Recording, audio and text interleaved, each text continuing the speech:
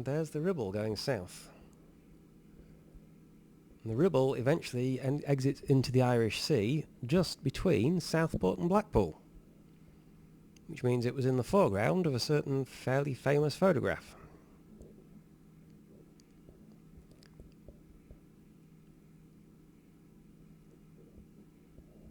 I'm going to swing back round to the west. Blackpool's somewhere down there.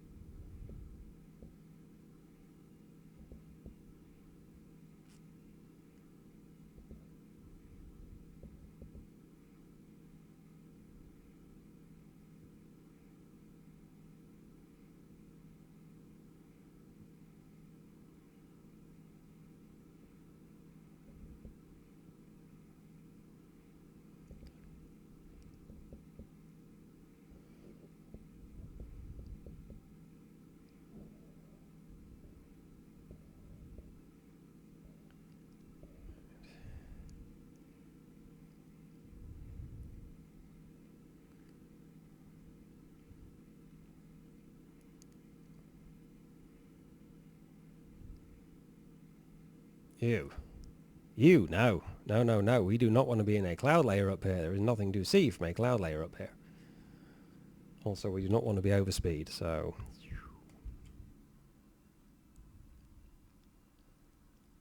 Right.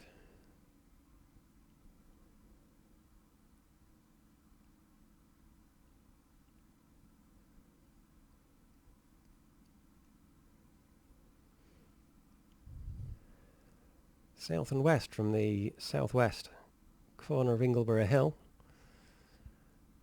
there are two valleys. There's the River Doe on this side, the River Twiss on the other side, both running down waterfalls. They're effectively bracketing the south end of Whernside. And from Ingleton, you can walk up the Twiss, across the very bottom of the south end of Whernside, and down the Doe is a nice little walk. I think it's only 4 kilometres or so. Not particularly high altitude. Path's in pretty good condition. Fairly safe walk. Very pretty. Just be sure to take a plastic bag with you so you can actually bring back... leave less litter than was there before you set off. Just to be a better person than whatever jackass left it there.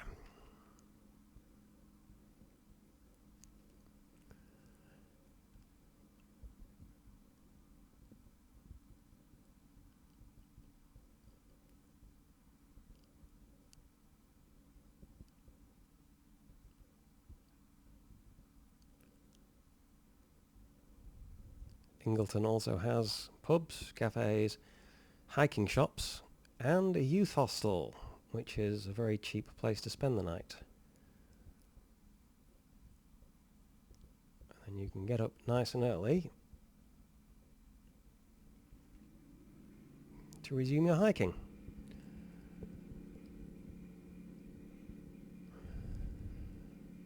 If you're doing the 27 Dales, you actually go up west of Whernside, up Kingdale, down into Dentdale, and then turn right.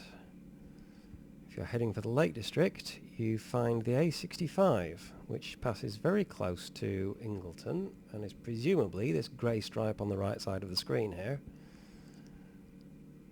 and runs in the general direction of Kendal.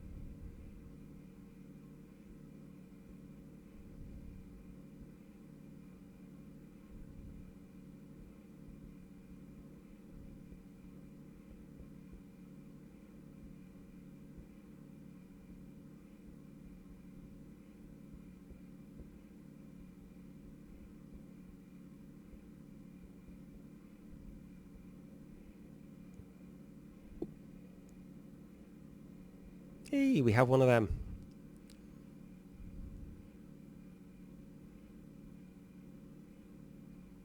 Just have to try to figure out what all the little things mean.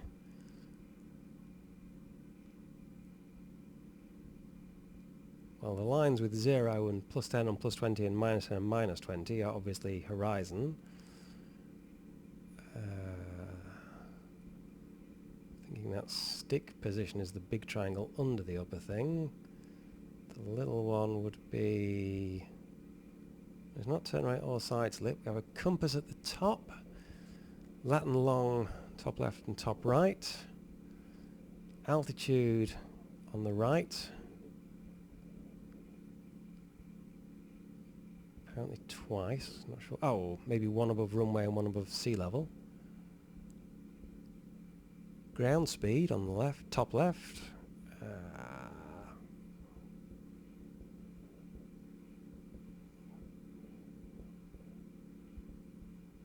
Also speed on the left side, I think.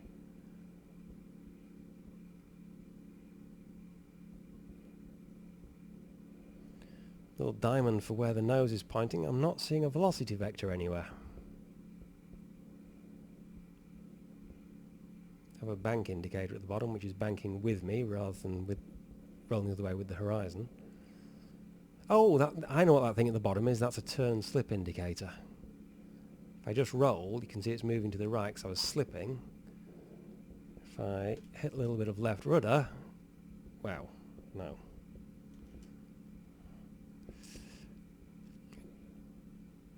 It affects that. And a properly balanced turn would keep that diamond right between those two legs. Like that.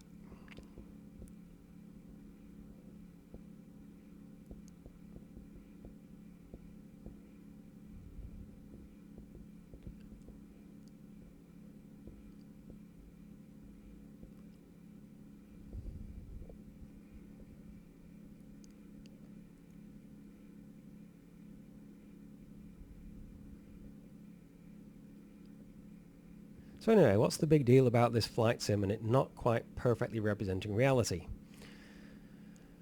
Well, believe it or not, some idiot actually recently claimed, repeatedly, that computers can't model spheres. That instead they have to use a high polygon mesh folded into an approximately spherical shape. Which is true. Fair enough.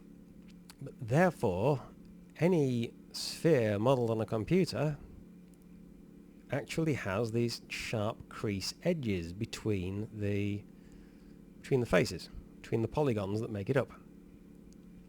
Which is true, as long as you're modelling an actual sphere. And he went from that to, therefore, if the Earth was a sphere, we would see sharp creases in it.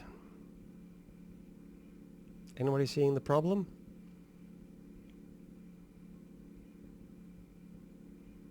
The bit where, you know, actual real Earth? If actual real Earth was the thing that a computer can't model, then actual real Earth would look like the thing that the computer models instead of the actual thing that it can't. Because a computer can't model it. Apparently he thinks he's living in a video game. And he's not the only one, you know. There are a few people who seem to think that high school is a level of Grand Theft Auto, or country roads are a level of Grand Theft Auto, or Battlefield and Modern Warfare, and Gran Turismo or Rally XL or something, respectively. And there are some people who seem to think that this global health situation is a game by the same name, or a different game called Plague Inc. Well, I have actually played a game very much like that, briefly, in which the winning strategy, winning from being wiping out humanity, which is not actually how a virus wins, was to mutate so that you had no symptoms at all, so that nobody took any precautions, and then spread all over the world, and then mutate to be deadly. And it did occur to me recently that people might think that's actually how mutations work. Well, no they don't. Anyone who's seen enough X-Men movies ought to know that's not how mutations work. Yes, really, even the X-Men get it accurate enough to debunk that silly notion. So I want to describe a different game. Not this flight sim, not Plague Inc., a dice rolling game. It starts with one person,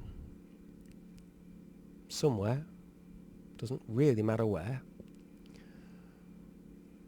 rolling 6 dark red 8-sided dice and getting 3 ones. Having got 3 ones, that person then gives 6 dark red 8-sided dice to each of 3 people. And then rolls again. Rolls again and gets 2 ones. Having rolled 2 ones on the second roll, that person gets seriously ill, but recovers. The next 3 people, have each received 6 dark red 8-sided dice. So they each roll 6 dark red 8-sided dice. One of them gets just 1, so hands 6 dark red 8-sided dice to just one other person. Another one gets 4 ones and hands 6 dark red 8-sided dice to just 4 other people. Another one gets 3 ones, same as the previous person, and hands 6 dark red 8-sided dice to each of 3 other people. Then each of them rolls again. And on rolling again, one of them gets just 1 and gets... Actually, no, let's not make 2 ones seriously ill. Let's make 2 ones just slightly ill. Not enough to report to authorities or anything. So 1 is just slightly ill. The first person 2 is just slightly ill. This person rolls just 1 and doesn't get ill at all. That's nice. Another one rolls 2 and gets slightly ill. Another one rolls 3 and gets seriously ill. And the other one has the misfortune to roll 4 and dies. Uh-oh. Now this gets noticed, but just 1 doesn't really get much attention. So the game goes on, and each of these people is handing a set of 6 dark red 8-sided dice to each of 1 or 2, sometimes none, sometimes 1 or 2, mostly 1 or 2, sometimes 3, 4 other people who roll the dice and then hand dice to more other people.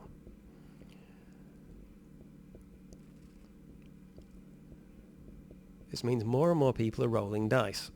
But there is a rule that you don't roll the dice twice in a month. So you roll these 6 dark red 8-sided dice, and then somebody hands you another 6 dark red 8-sided dice. No, I just did that, and you don't bother. For a whole month before you have to roll again.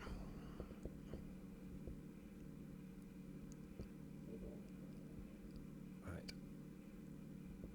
This way we don't end up with people rolling them like 10 times in one day, and eventually everybody's bound to, if that happens, everybody's bound to roll 4 ones eventually.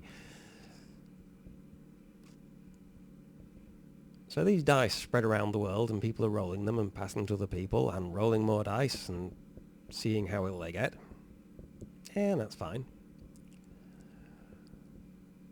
And then we can introduce some extra rules to make it more complicated, such as masks. If you are wearing a mask, when you roll the dice to see how many other people each get that many of those dice, you ignore the first 2. This doesn't make any difference because you're rolling all those dice again anyway to see how sick you get, but it does reduce the number of other people who are getting duplicates of the set of dice you just rolled, which is nice.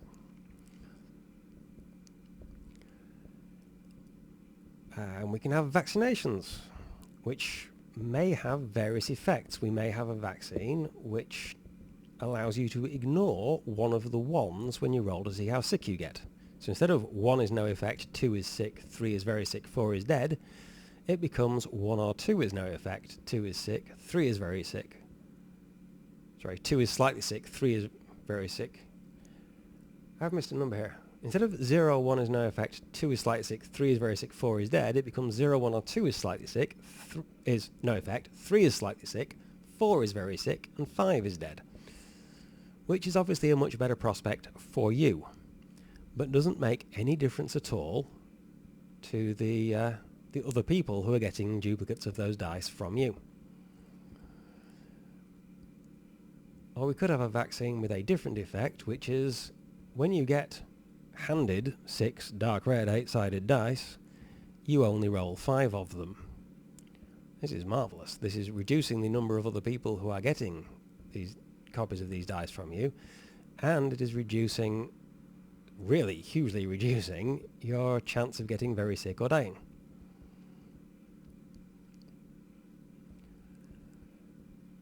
And one other thing we can bring in, one other thing that may be very, very, very significant, a lockdown. In terms of this game, a lockdown is actually an army, depending on the terms. It's a battalion or a regiment or a division or an army of little fake people who wander around and blend in with society.